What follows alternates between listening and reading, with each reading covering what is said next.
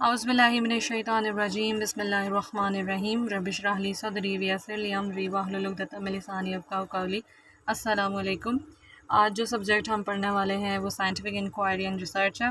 Instruction name as it is written here, Farooq Islam, doctor Farooq Islam उन्होंने हमें पढ़ाया और नोट्स मारिया रहमान के हैं, ये हैंड रिटन। इसके अलावा इस सब्जेक्ट के अंदर ये हम जो आज वीडियो बना रहे हैं वो हमारा मिड्स का सिलेबस है और हम इसको देख लेते हैं और ये पढ़ने से हमें कुछ कॉन्सेप्ट्स मिल जाएंगे, कुछ चीज़ें हमें पता चल जाएंगी और स्लाइड्स पढ़ने में फिर आसानी हो जाएगी अगर हमें ये चीज़ें हमारे माइंड से गुजर जाएंगी एक दफ़ा। क्विज़ के लिए हमने इसको पढ़ा था, अब मिड्स के लिए एक साथ पढ़ लेते हैं और इसको देख लेते हैं कि इसके अंदर क्या चीज़ें लिखी हुई हैं। ठीक है, रिसर्च के बारे में बताया हुआ, आगे भी हम चीज़ों को मज़ीद एलाबरेट करते रहेंगे।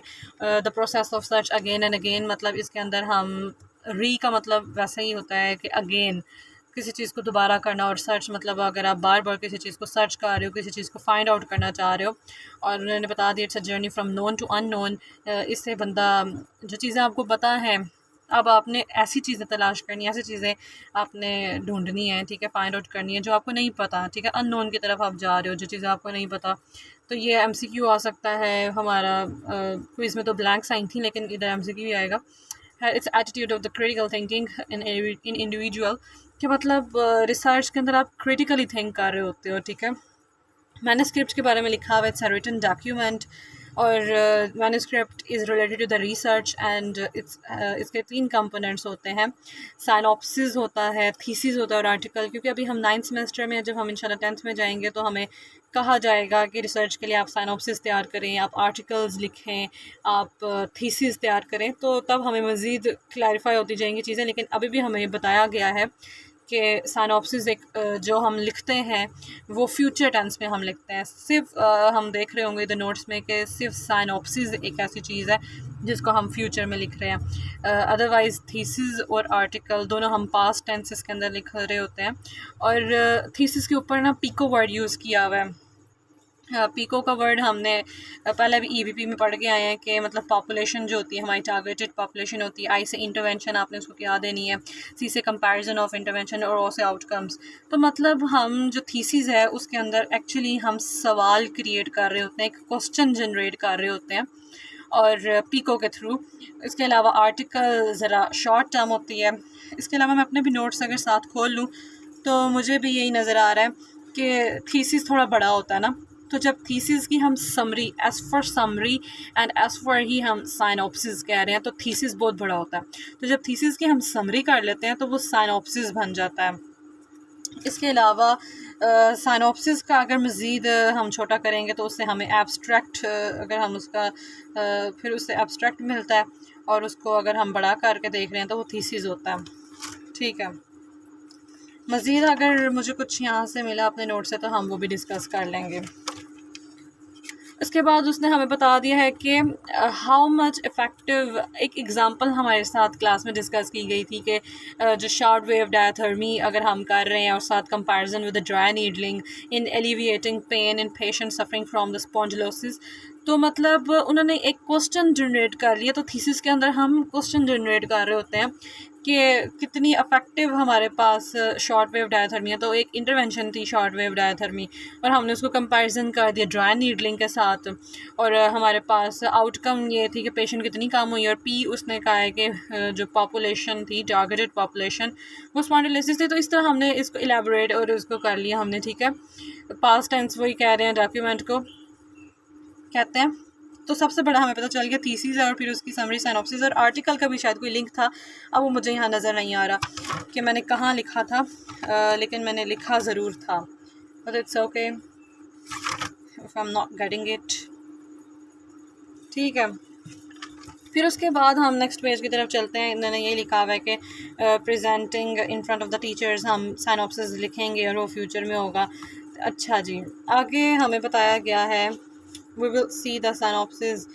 साइनॉप्सिस के लिए ना जो चीज़ सबसे ज़्यादा ज़रूरी होती है वो उसका टाइटल होता है। हमने उसका टाइटल तैयार करना होता है। तो उन्होंने हमें बता दिया कि जो टाइटल होता है ना वो वर्बस नहीं होना चाहिए। वर्बस का मतलब यही है कि मतलब बहुत ज़्यादा आपने इतना बड़ा भी टाइटल मत जनरेट कर दो कि उसके अंदर इतनी ज़्यादा वर्बोसिटी आ जाए। ठीक है। तो मतलब बहुत ज़्यादा वर्डिंग नहीं है आपने यूज़ करनी, बड़ा ब्रीफ सा, शॉर्ट सा। और सर ने एक और भी वर्ड लिखवाया था, सेल्फ एक्सप्लेनेटरी होना चाहिए। मतलब इस तरह का होना चाहिए कि वो अपना आप खुद ही समझा जाए कि मतलब हम ये पढ़ रहे हैं। टाइटल बड़ा ही उसने बताया कि साइनॉप्सिस का बड़ा ही छोटा सा होना चाहिए, जैसे कि अभी हमें एग्जांपल फिर दे दिए उन्होंने।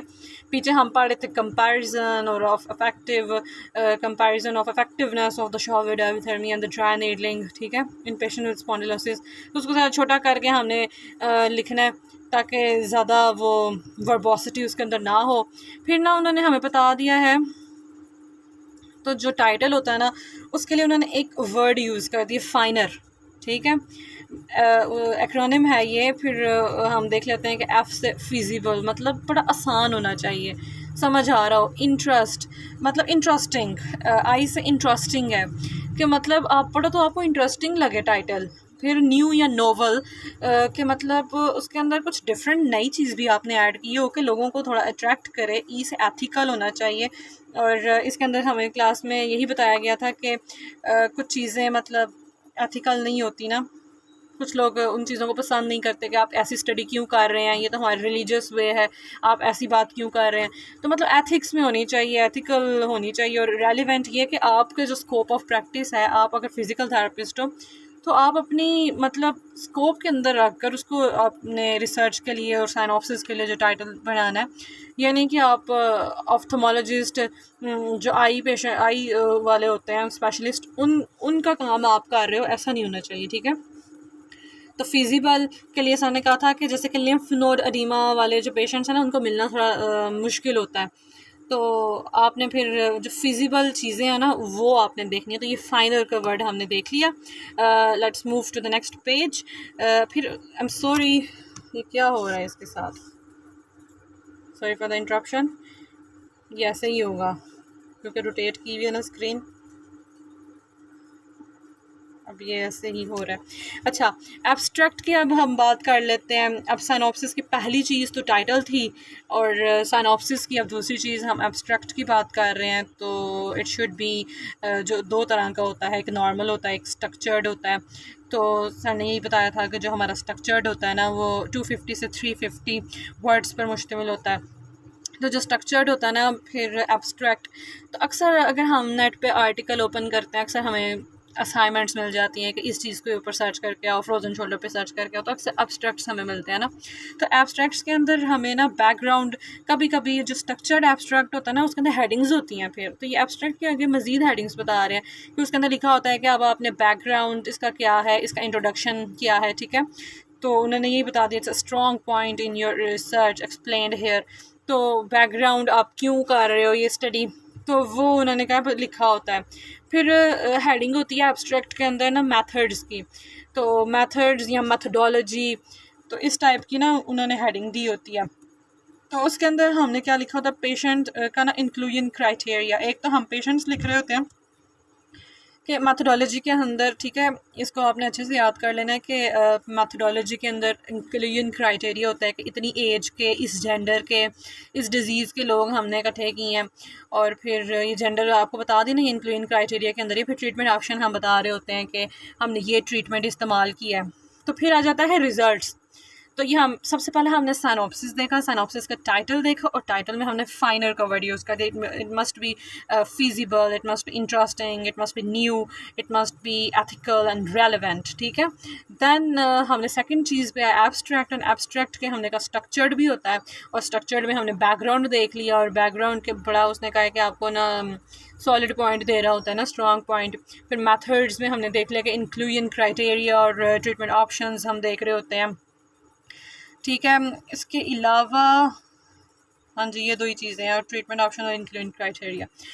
फिर रिजल्ट्स आ जाते हैं, और रिजल्ट्स के अंदर उसने कहा calculated from the data entered in SPSS percentage in the prevalence. Results ना हम एक्चुअली परसेंटेज के अंदर हम बता रहे होते हैं। तो क्लास में भी एक ना एग्जांपल डिस्कस हुई थी कि मतलब अगर हमने लेटरल एपिकंडाइटिस का कोई पेशेंट है तो उसके अंदर हमने शॉर्ट वेव डायथर्मी करा रहे हैं, तो यस और नो हम लिख देते हैं। तो अक्सर जगहों पर आपको पता है कि क्लिनिक्स में ये जो शॉर्ट वेव डायथर्मी होती है वो अवेलेबल ही नहीं होती, तो हम उसके ऊपर नो पे टिक कर देंगे। तो फिर हम देखते हैं 90 मतलब 100 में से 10% थे जिन्होंने येस किया, 90% लोगों ने तो नो पे टिक किया। तो मतलब हमें परसेंटेज मिल रही है। It was just an example, okay, कि हम इस तरह का क्वेश्चन बनाते हैं और फिर हमें पता चल जाता है कि इतने लोगों ने येस कहा, इतने लोगों ने नो कहा, या इतना ये परसेंटेज निकल आई है इस चीज़ की।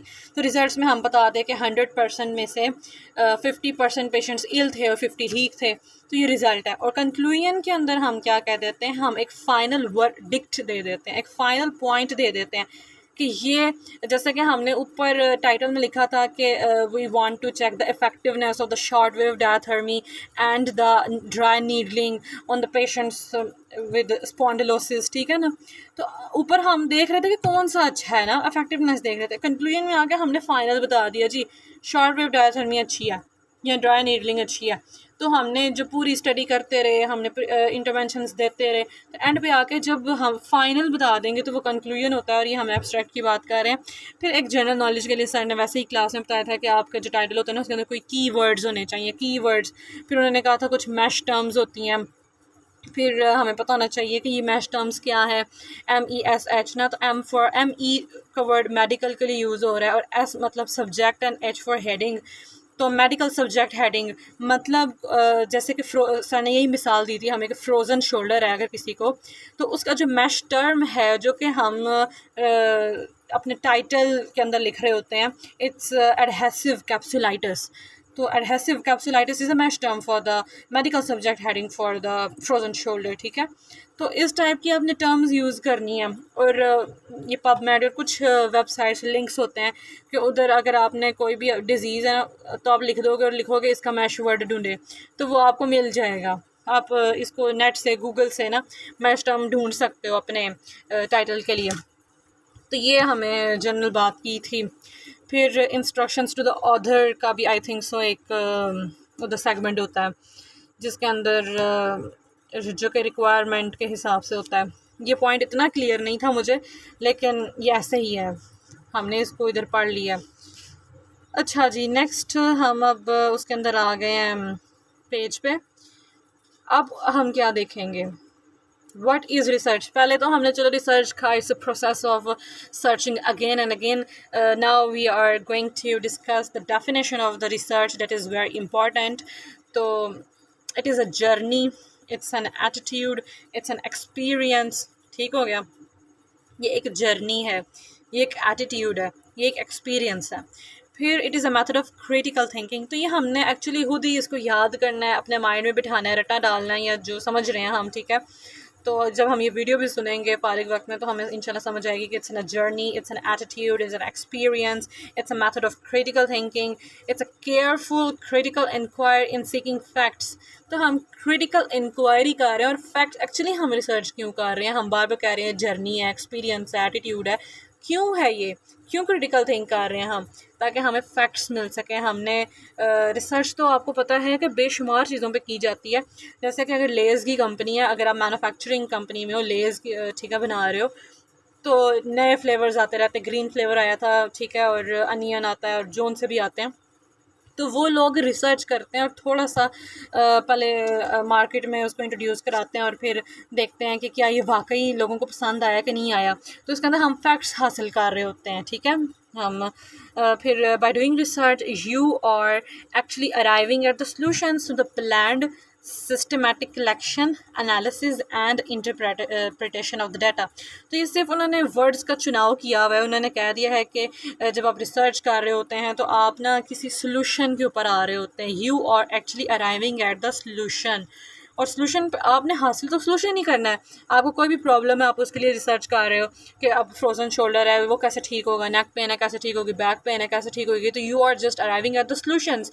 But how you are arriving at the solutions? मतलब प्लान्ड, आप बड़ी प्लानिंग से चल रहे हो। आप ऐसे नहीं बड़ी बड़ी कंपनीज और फैक्ट्रीज रिसर्च कर लेती, ठीक है ना। ये ब्रांड्स ऐसे नहीं चलते, वो देखते हैं कि लोग ये पसंद कर रहे हैं, वो उसका स्टॉक ज़्यादा कर देते हैं। तो यही बात है कि आप एक प्लान्ड वे में चलते हो, फिर आप एक सिस्टम के तहत चीज़ों को कलेक्ट करते हो, फिर सिस्टमेटिक कलेक्शन होती है, फिर आप एनालिसिस कर रहे होते हो, फिर आप उस डाटा को इंटरप्रेट कर रहे होते हो। तो ये सब चीज़ें आ रही होती हैं। फिर उन्होंने बता दिया है it is an ordered scientific effort to gain new knowledge. Actually हम रिसर्च क्यों कर रहे हैं? एक्चुअली हम चाह रहे हैं कि हमें बस नॉलेज मिल जाए इस चीज़ के मतलब। ये टॉपिक है, हमें टॉपिक असाइन कर दिया, जाओ जी रिसर्च करके आओ। तो we are just, it is an ordered way, ठीक है ना, एक तरतीब से हम साइंटिफिकली एफर्ट कर रहे हैं कि हमें नॉलेज मिल जाए। फिर से journey from the known to unknown, तो हमने काफ़ी इसकी डेफिनेशन वैसे काफ़ी वर्बस थी, वर्बोसिटी थी, ठीक है ना। तो journey, attitude and experience, method of the critical thinking, critical inquiry in seeking facts. By doing the research, you are actually arriving at the solutions to the planned systematic collection, analysis, and interpretation of the data. It is an ordered scientific effort to gain new knowledge, and it's a journey from the known to unknown. अच्छा जी, फिर scientific method देख लेते हैं कि इधर scientific method की क्या definition है। It's a method of investigation और experimentation aimed at discovery and interpretation of the new data, new knowledge. Actually हम इसके अंदर दो काम कर रहे हैं, इन्वेस्टिगेट कर रहे हैं या एक्सपेरिमेंट कर रहे हैं। आपको पता है इन्वेस्टिगेशंस करते हैं, छानबीन कर रहे हैं, हम एक्सपेरिमेंट्स कर रहे हैं। क्यों कर रहे हैं? एम्ड एट, क्या मकसद है? ताकि हम बस नया नॉलेज को डिस्कवर कर लें और नए नॉलेज को इंटरप्रेट कर सकें। तो उसी बात को उन्होंने ये गोल मोल करके हमें बता दिया है। It consist of an organized body of procedures and the skills.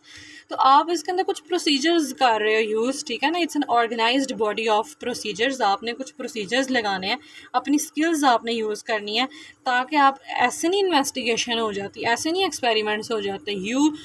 You have to perform some procedures, you should have some skills, ठीक है। तो फिर आप इन्वेस्टिगेट करोगे, आप एक्सपेरिमेंट करोगे, और मकसद है जी नॉलेज ही लेना है। तो साइंटिफिक मेथड के अंदर लेना आपने नॉलेज था, वो आपने इन्वेस्टिगेट करके और एक्सपेरिमेंट करके आपने नॉलेज ले लिया है, और इस तरह आपने कह दिया कि प्रोसीजर और स्किल्स यूज़ कर लिया आपने। तो that was the definition of the scientific method. Why research? Now this is the point, हमसे शॉर्ट क्यू ही आने हैं। तो मोस्ट प्रोबेबली हमारे मिड्स में, तो उन्होंने हमसे पूछना है कि रिसर्च क्यों करते हैं हम? टू एक्वायर और ऐड नॉलेज, ताकि हमें वही नॉलेज मिल जाए, हम नॉलेज हासिल कर लें। To attain the professional goals, तो प्रोफेशनल गोल, आपको कोई प्रोफेशनल डिग्री हासिल कर रहे हो आपको, तो प्रोफेशनल गोल आपको डिग्री लेने के लिए रिसर्च करनी है। आपको डिग्री तब तक नहीं मिलेगी जब तक रिसर्च नहीं करेंगे। प्रोफेशनल गोल यही है कि क्लिनिक में बैठने के लिए आपके पास डिग्री होनी चाहिए और डिग्री के लिए रिसर्च होनी चाहिए।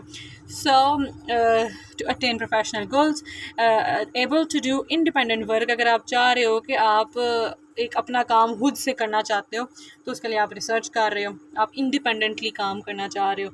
फिर एक्वायर एक्सपीरियंस, सबसे पहले आपने नॉलेज एक्वायर किया, फिर आपने प्रोफेशनल गोल्स के लिए चाहिए थी, फिर क्यों चाहिए थी? आप इंडिपेंडेंट वर्क कर सको, फिर एक्सपीरियंस हासिल कर सको, आप अपनी पब्लिकेशन, जब आप रिसर्च करोगे तभी तो पब्लिश करोगे ना, ठीक है। तो उसको पब्लिश करने के लिए, पब्लिकेशन के लिए आपको रिसर्च करनी पड़ेगी। To test new products and services, कोई भी नई प्रोडक्ट आती है मार्केट में तो उसके ऊपर रिसर्च होती है कि लोग कितना उसको पसंद कर रहे हैं, ठीक है। तो और भी डिफरेंट किस्म की रिसर्च है, बिहेवियर, ह्यूमन बिहेवियर के ऊपर सर्च की जा रही होती है, माइक्रो ऑर्गेनिज़म्स के ऊपर, तो ये बड़ी रिसर्च की टाइप्स आ जाती हैं। तो फिर हमने देख लिया है कि हमने रिसर्च क्यों की, नॉलेज के लिए, प्रोफेशनल गोल के लिए, इंडिपेंडेंट वर्क के लिए, एक्सपीरियंस के लिए, पब्लिकेशन के लिए, और नए प्रोडक्ट और सर्विसेज को टेस्ट करने के लिए। फिर आ जाता है हु डज़ रिसर्च, ठीक है। तो ये ना छोटे छोटे हैं चीज़ें, तो हमने इनको गौर से देखना है कि अब वो क्या कहना चाह रहे हैं कि हु डज़ रिसर्च। अब रिसर्च करता कौन है? गवर्नमेंट डिपार्टमेंट्स कर रहे होते हैं, ठीक है। गवर्नमेंट को करनी पड़ती है, जो गवर्नमेंट है उसको करनी पड़ती है। क्यों करनी पड़ती है? क्योंकि उसने काफ़ी मामलात देखने होते हैं। मैन्युफैक्चरिंग और सर्विस कंपनीज़, या इसके आगे है, ये अलग पॉइंट है, ठीक है। मैन्युफैक्चरिंग और सर्विस कंपनीज़, जितनी भी मैन्युफैक्चरिंग कंपनीज़ हैं, चाहे वो शूज़ बना रही हैं, चाहे वो कुछ भी कर रही हैं, उनको रिसर्च करनी पड़ती है। फिर रिसर्च की कंपनीज़ हैं तो उनको तो रिसर्च करनी पड़ेगी। कंसल्टेंसी कंपनीज़ हैं, फिर वॉलंटरी ऑर्गेनाइजेशंस आ जाती हैं कि वो अपनी मर्ज़ी से कर रही हैं, जैसे कि एन जी ओज़ का मतलब होता है नॉन गवर्नमेंट ऑर्गेनाइजेशंस जो कि गवर्नमेंट, जो कि सेमी गवर्नमेंट हो सकती हैं, फिर स्टूडेंट्स कर रहे होते हैं। तो हमने गवर्नमेंट का देख लिया, गवर्नमेंट को करनी पड़ती है, फिर जिनकी मैन्युफैक्चरिंग कंपनीज़ है ना और सर्विस कंपनीज़ हैं, फिर जो रिसर्च कंपनीज है, फिर कंसल्टेंसी कंपनी, फिर वॉलंटरी ऑर्गेनाइजेशन, डिफरेंट NGOs और स्टूडेंट्स। ठीक है जी। इस तरह वीडियो बनाना इट टेक्स सम एनर्जी। ठीक है, तो हम इंशाल्लाह ताला इसको पढ़ लेते हैं। फिर उसने कहा जी basic philosophy of the research क्या होती है। तो ये एक अलग हमारे पास MCQ है, और ये मिड क्विज़ में ना आया भी था, और अनलकीली मैंने फटाफट देख के लगा दी। उन्होंने कहा basic philosophy includes 5H 1W। मैंने नोटिस ही नहीं किया कि गलत है, बाकी सारा ठीक था। 10 में से तो मेरे 9 आए ही गए होंगे, इससे भी इसकी गलती हो गई थी। तो खैर मिस्टेक्स आपको बताएं कि होती हैं, फिर हम सीखते ही हैं। तो अब ध्यान से हमने देखना है कि 5W होते हैं और 1H होता है। ठीक है, 1 इसका मतलब यही है कि 5W का मतलब यही है कि what, who, where, why and when. कि मतलब आप क्या आप क्या कर रहे हो, ठीक है, कौन रिसर्च कर रहा है, फिर कहाँ पर रिसर्च हो रही है, रिसर्च क्यों हो रही है, और ठीक है, और कब हो रही है। तो ये सवालात हम करते हैं, तो ये बेसिक फ़िलासफ़ी में आ जाते हैं 5W। एंड 1H आ जाता है H, जिसका मतलब होता है कि हाउ रिसर्च हो कैसे रही है। तो जैसे कि effect of mobilization, the quality of life. तो ये शायद वैसी सर ने मिसाल दी थी कि क्या फैक्ट्स हैं, किस तरह से मोबिलाइजेशन वर्क कर रही है, कौन मोबिलाइजेशन करा रहा है, कब करानी है, कैसे कराई जा रही है। तो ये बेसिक फ़िलासफ़ी में हमने देख लिया कि 5W और 1H होता है। फिर नेक्स्ट टॉपिक हमारा आ जाता है, हमने मिक्स करके ही सारे टॉपिक्स पढ़ देने इधर ही एक ही वीडियो के अंदर। It's quantitative research and quantitative research of the data, numbers. अच्छा ठीक है, क्वांटिटेटिव है तो means there must be some, तो नाम शो कर रहा है कि जो क्वांटिटेटिव रिसर्च होती है उसके अंदर नंबर्स आएंगे, जैसे कि एज है, कोई 12 साल का है, 20 का है, 30 का, 40 का, तो नंबर्स हैं। BMI उसका आ रहा है कि उसकी बॉडी मास इंडेक्स, उसकी जो हाइट है और उसकी जो वेट की रेशो आ रही है, ठीक है ना। और फिर उसकी हाइट कितनी है, हाइट भी आपको पता है क्वांटिटी है, और रेंज ऑफ मोशन इतनी डिग्री की रेंज है वो।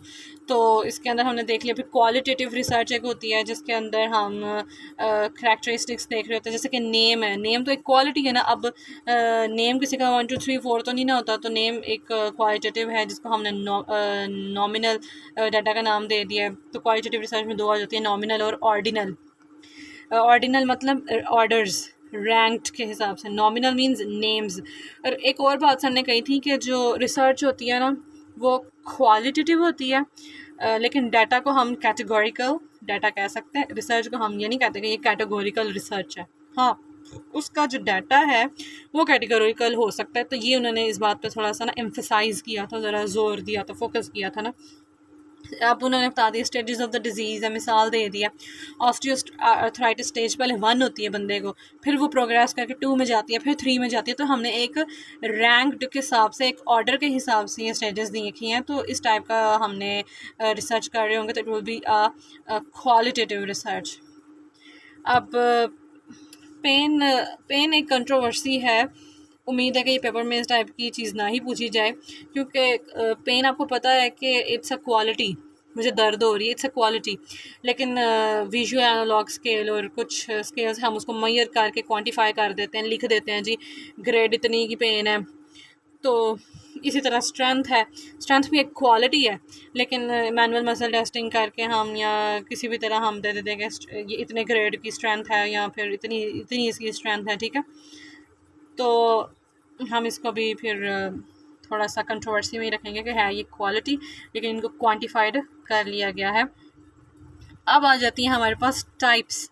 ये भी काफ़ी इंपॉर्टेंट चीज़ है कि हमारे पास टाइप्स आ जाएंगी, वो भी किस चीज़ की, रिसर्च की। तो number 1 is descriptive research. Descriptive या फिर एक्सप्लोरेटरी, ये बहुत सिंपल, मतलब इसके अंदर यही ज़्यादा इंपॉर्टेंट फोकस करने वाली ये बात है कि डिस्क्रिप्टिव मतलब हम चीज़ें सिर्फ डिस्क्राइब कर रहे हैं, सिर्फ एक्सप्लोर कर रहे हैं। We are not asking why it is happening, okay. हम वाई का सवाल ही नहीं कर रहे। मतलब हमें मिसाल यही दी गई थी कि अगर आपकी कोई चीज़ गुम गई है और आपके बहन भाइयों ने आकर ढूंढ कर ला दी है, तो हम उसको ये नहीं कहेंगे कि किधर से मिली है, कहाँ थी, क्यों थी, ठीक है।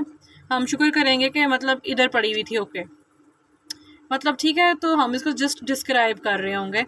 तो in descriptive research the researcher is aimed simply at describing the phenomena and is not particularly concerned with understanding why the behavior is the way it is। तो ये डेफिनेशन बहुत इंपॉर्टेंट है, इसको इसी तरह ही आपने याद करनी है। Researcher is aimed at describing the phenomena and he is not concerned with the understanding why the behavior। why के लिए वो बिल्कुल भी concerned नहीं है, तो it's exploratory। ओके, फिर explanatory आ जाती है, वो exploratory थी। explanatory का मतलब है कि इसके अंदर हम explain करेंगे कि क्यों हुआ है ये, ठीक है। अगर कोई चीज़ हमारी इधर आई है तो कैसे इधर पहुंची है, हम कहते हैं ना कि क्यों ली थी आपने। तो it is deeper in the sense that it describes the phenomena and attempts to explain why the behaviour is the way it is. तो ये थोड़ी डीप होती है और ये एक्सप्लेन करती है कि क्यों बिहेवियर ऐसा है। फिर आ जाती है जी प्रिडिक्टिव रिसर्च।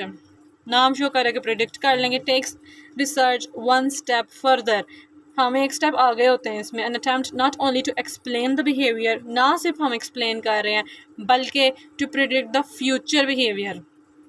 एक्सप्लेन कर दी, बाद में हम फ्यूचर में भी कह देंगे कि ये कराने से ना 2 दिन में बंदा ठीक हो जाएगा, फ्यूचर में ये बिल्कुल ठीक हो जाएगा, तो हमने उसको प्रिडिक्ट कर दिया। explain the future behavior given a change in any of the explanatory variable। Pen है, जैसे कि pen is an explanatory variable, तो उसने कहा कि पेन अब आपकी कम हो जाएगी, ठीक है ना। तो it's a variable and explanatory variable relevant to the particular phenomena. कोई भी आप फिनोमिना करा रहे हो तो इसकी डेफिनेशन काफ़ी इंपॉर्टेंट है और ट्रिकी भी है, तो हमने इसको देख लेना है कि वो क्या कह रहा है। It takes the one step further and an attempt not only to explain the behavior but to predict the future behavior given a change in any of the explanatory variable relevant to the associated या particular phenomena. फिर आखिरी जो type of the research है ना, उसके अंदर उसने हमें बता दिया कि हेल्थ रिसर्च ट्रायंगल आ जाता है। और आखिरी रिसर्च के अंदर हम मज़ीद 3 मतलब हम इसकी टाइप्स देख लेते हैं, बायोमेडिकल, हेल्थ सर्विसेज, बिहेवियरल। तो बायोमेडिकल की डेफिनेशन देख लेते हैं। उसने कहा ना एनाटमी, इसकी डेफिनेशन भी इम्पोर्टेंट है क्योंकि ये चीज़ें ही तो आ सकती हैं। अच्छा जी, biomedical, it deals with processes and phenomena at the cell level. तो एमसीक्यू भी कह सकते हैं जी, ऐसी कौन सी रिसर्च है जो कि डील कर रही होती है जी phenomena at the cell level.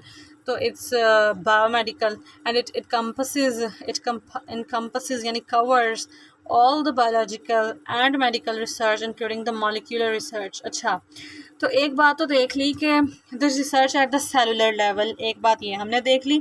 दूसरी उसने बता दिया है कि इसके अंदर सारी के सारी जो बायोलॉजिकल रिलेटेड चीज़ें हैं ना, जो इंसान की ज़िंदगी से रिलेटेड है बायोलॉजिकल, और जो मेडिकल रिलेटेड चीज़ें हैं वो सारी इसके अंदर आ जाएंगी, इंक्लूडिंग द मॉलिक्यूलर रिसर्च। तो जो मॉलिक्यूलर रिसर्च है ना, तो वो भी बायोमेडिकल के अंदर आ रही होती है। तो it deals with the processes and the phenomena at the cell level and it encompasses all the biological and medical research including molecular research। फिर हेल्थ सर्विसेज आ जाती हैं। Health services deals with the issues in the environment surrounding man which promotes changes at the cell level। इसके अंदर भी cell level है, लेकिन उसके अंदर हमने मेडिकल और बायोमेडिकल की बात कर ली थी, ठीक है, मज़ीद उसको एक्सप्लेन कर दिया था। सेल लेवल तो दोनों में आ गया, लेकिन उधर हमने बायोलॉजिकल और मेडिकल रिसर्च की भी बात कर ली थी कि जितनी भी लिविंग रिलेटेड चीज़ है वो भी मॉलिक्यूलर लेवल के ऊपर, ये चीज़ उसने बता दी थी। इधर वो कह रहा है कि हेल्थ सर्विसेज है, एक आदमी है, उसके माहौल में क्या चीज़ें हो रही हैं, ठीक है, उसके माहौल में ऐसा क्या हो रहा है जो कि उसके सेल लेवल के ऊपर चेंज लेकर आ रहा है। तो हमने इन्वायरमेंट भी बीच में ले आए, हमने उस चीज़ को मतलब इन्वायरमेंट से हमने लिंक्ड कर दिया, ठीक है। तो it deals with the issues in the environment surrounding the man which promotes changes at the cell level. तो ऐसी चेंजेस थी जिसने सेल लेवल के ऊपर चेंजेस किए। फिर it includes the research about the microbiology, जो बैक्टीरिया टाइप चीज़ें हैं ना। ऊपर हमने मॉलिक्यूलर और क्या देखा था, सॉरी बायोलॉजिकल एंड मेडिकल। इधर हम क्या देख रहे हैं, इधर हम माइक्रोबायोलॉजी की बात कर रहे हैं, ठीक है, माइक्रो ऑर्गेनिजम्स की बात कर रहे हैं। तो हेल्थ सर्विसेज के अंदर उसने हमें बता दिया कि it includes the research about microbiology and occupational and environmental medicine, ठीक है। तो ये चीज़ें हमने याद करनी है और जो कि दोनों तरीके से आ सकती हैं हमारे पेपर के अंदर। माइक्रोबायोलॉजी और फिर हमने ऑक्यूपेशनल भी देख लिया कि उसका क्या ऑक्यूपेशन है, उसकी क्या ठीक है जॉब रिलेटेड चीज़ है। और फिर उसकी इन्वायरमेंट में क्या हो रहा है, इंक्लूडिंग टॉक्सिकोलॉजी, मतलब कुछ केमिकल्स टॉक्सिन्स तो नहीं काज कर रहे। तो it also deals with the health services and economics. तो ये हेल्थ सर्विसेज वाली डेफिनेशन थी कि हमने माइक्रोबायोलॉजी देख ली, ऑक्यूपेशनल देख लिया, इन्वायरमेंटल मेडिसिन देख लिया, टॉक्सिकोलॉजी देख ली, और फिर हमने हेल्थ सर्विसेज एंड इकोनॉमिक्स देख लिया। और वो जो इन्वायरमेंट आदमी को फ़र्क डाल रही थी उसके सेल लेवल के ऊपर।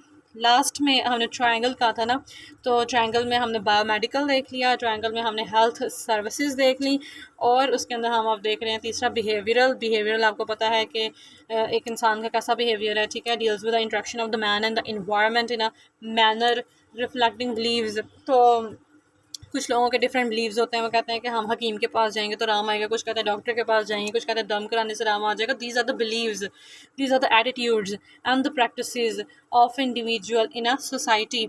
तो it deals with the interaction of the man and the environment. ये मैन के साथ भी कर रही है, ये उसके माहौल में जो चीज़ें हैं उसके साथ भी, और इस तरह से कर रही है कि उसके बिलीव्स पता चल रहे हैं हमें, उसके एटीट्यूड्स, उसके practices in a society. Okay, तो ये हमने चीज़ें देख ली, और हमारा काम आई थिंक सो थोड़ा ही रहने वाला है। मैं चाहती हूँ ये सारा एक ही वीडियो में बन जाए, तो ठीक है। सिर्फ लास्ट लेक्चर मैंने नहीं पढ़ा हुआ जो कि नोट्स का है, तो वो उस पर मैं नहीं बनाऊँगी वो, क्योंकि वो मैंने एक दफ़ा भी नहीं पढ़ा। तो जो मैंने क्विज़ के लिए की थी वो हम चीज़ें देख लेते हैं, और इसी वीडियो के अंदर मेरा दिल है कि एक दफ़ा ही हम काम ख़त्म करें, इसको बनाते रहें, फिर हमारा बाद में दिल नहीं करता। अच्छा जी, डिस्क्रीट डाटा नेक्स्ट टॉपिक आ गया अब हमारे पास, ठीक है। हमने टाइप्स ऑफ रिसर्च देखी, हमने कहा कि who does the research, why research is done, ठीक है।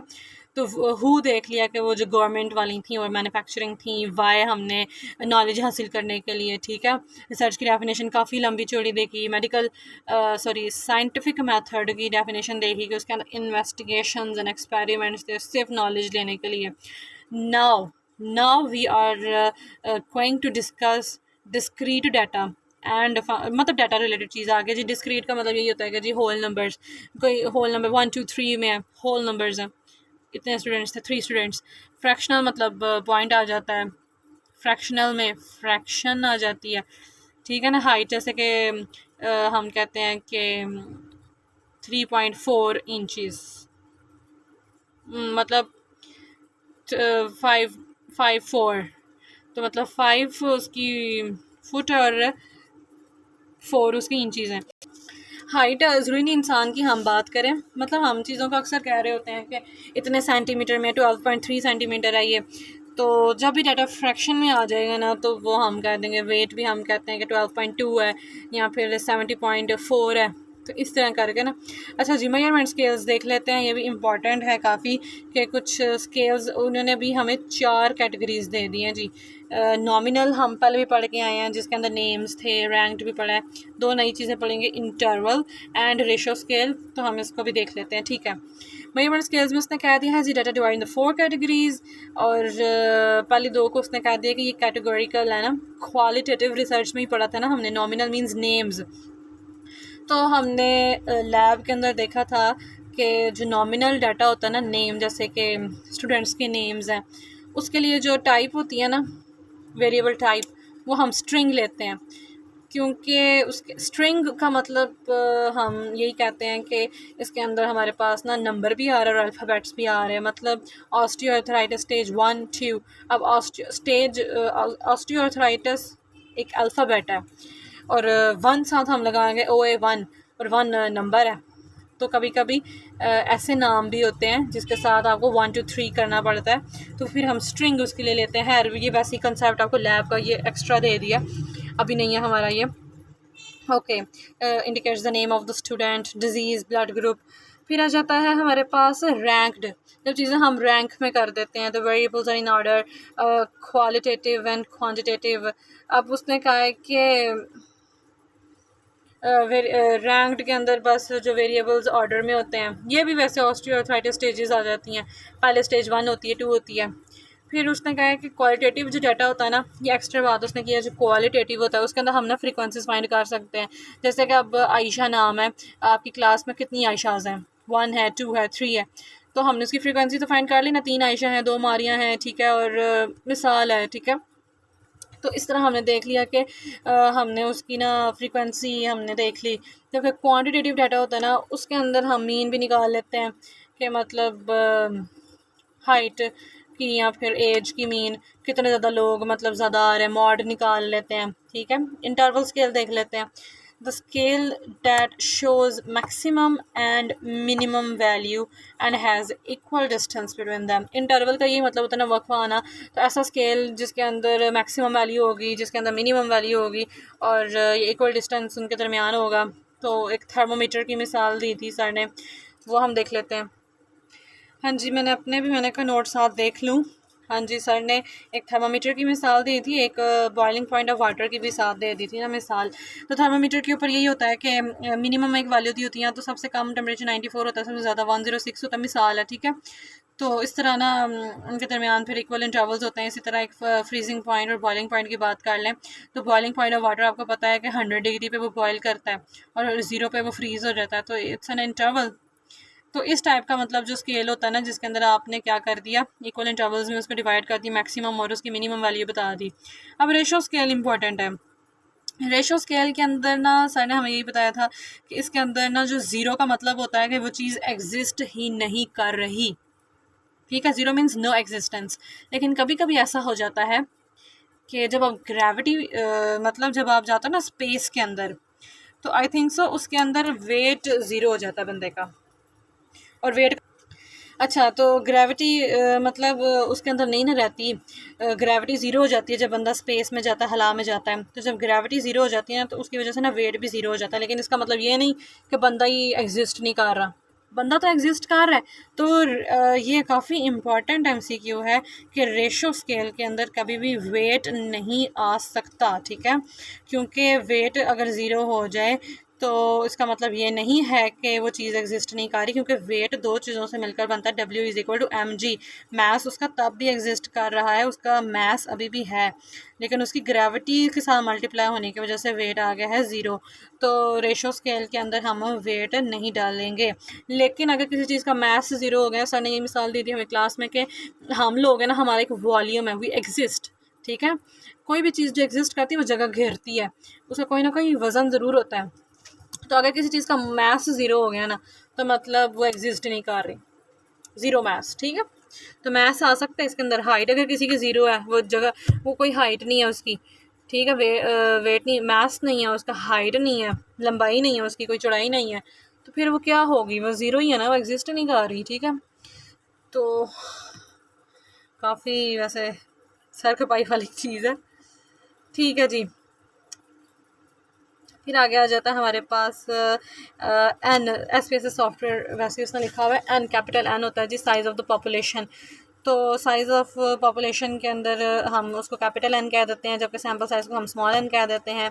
फिर टेबल फ्रिक्वेंसी उसने लिखा हुआ age distribution which age and number of people belonging to that age. ये वैसे ही एक जनरल बात थी कि हम फ्रिक्वेंसी निकाल लेते हैं और हम देख लेते हैं कि एक बंदा या इस एज के लोग, फॉर एग्जांपल आपने स्टडी की है तो इसमें 20 साल के लोग कितनी दफ़ा, मतलब कितने लोग ऐसे हैं जिनकी उम्र 20 साल है, 5 लोग हैं, 4 लोग हैं, 6 लोग हैं, तो हमने फ्रिक्वेंसी निकाल ली उनकी ना। तो फिर डाटा कलेक्शन प्रोसीजर आ जाता है, और मेरा दिल है कि मैं ये नेक्स्ट वीडियो में करूँ, because I am little bit tired, I need a break. So data collection procedure हम इसको नेक्स्ट वीडियो में ही कर लेंगे, ताकि आप लोगों को भी थोड़ा सा रिलीव मिल जाए, थोड़ा बहुत ही काम रह गया होगा हमारा आगे। ठीक है जी, अल्लाह हाफिज़ and thank you for listening and watching. जज़ाकल्लाह, अल्लाह हाफिज़।